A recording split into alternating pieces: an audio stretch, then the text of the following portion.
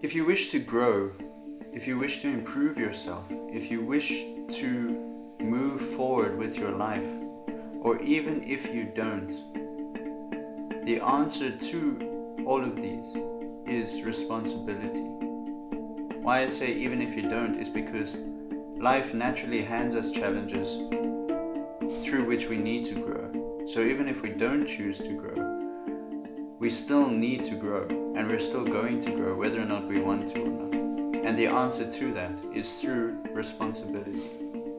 It is only through taking responsibility for ourselves that we actually gain any sort of freedom in this reality. Otherwise, we're always caught in some sort of drama, and there's no freedom in that. There is always a balance to life. And it is through responsibility that we, as I said before, achieve that balance by practicing to be responsible, that we bring that balance into our lives again. Because balance is our natural state of being. It's a natural state of harmony. And the key to that harmony, the key to that balance, is the key of responsibility. We have many layers to us. We have an emotional layer, we have a mental layer, we have a physical layer, and we have a spiritual layer. All these work hand in hand to create a cycle, and the cycle is a cycle of energy and a flow of energy.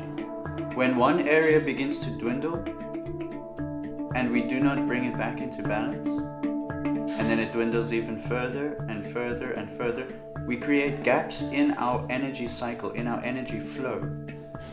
And then soon after that, the other areas of our life start to become affected. For example, a healthy flow or a healthy cycle of energy would include something like regular physical checks, for instance like exercise, regular mental checks, something like reading some very intellectual spiritual books. On an emotional side, we would have emotional checks, doing some emotional work, practicing some sort of forgiveness techniques or affirmations or anything along those lines.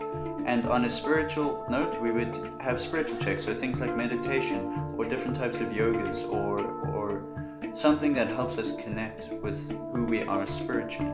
So just to elaborate again on how if we let something dwindle, it affects everything. For instance, if we stop our physical exercise and we don't bring it back into balance, then eventually we'll start to feel unhappy, or we'll start having a negative mental space.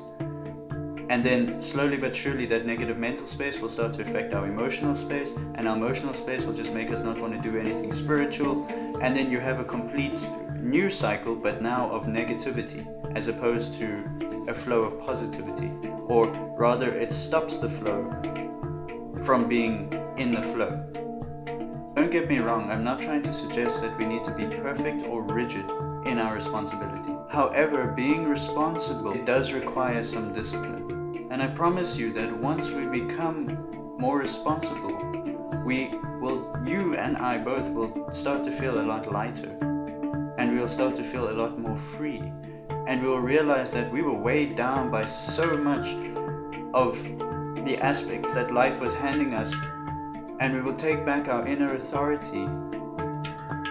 And again, we'll realize that half the things that we thought that had power over us, it doesn't actually have power over us.